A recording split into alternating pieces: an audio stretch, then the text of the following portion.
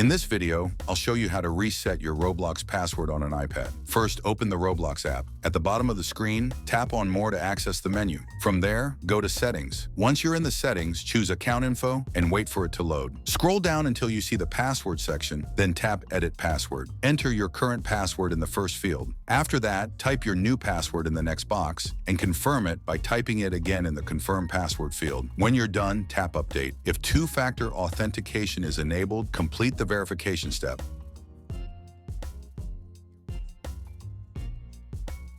And that's it. Your Roblox password has now been successfully changed on your iPad. If this video helped you out, don't forget to like and subscribe for more useful tutorials. It really helps the channel grow and lets me know you enjoy this kind of tutorial. I post new videos every week showing you simple step-by-step tutorials just like this one. Everything from fixing Roblox issues to improving your gameplay experience, settings, and more.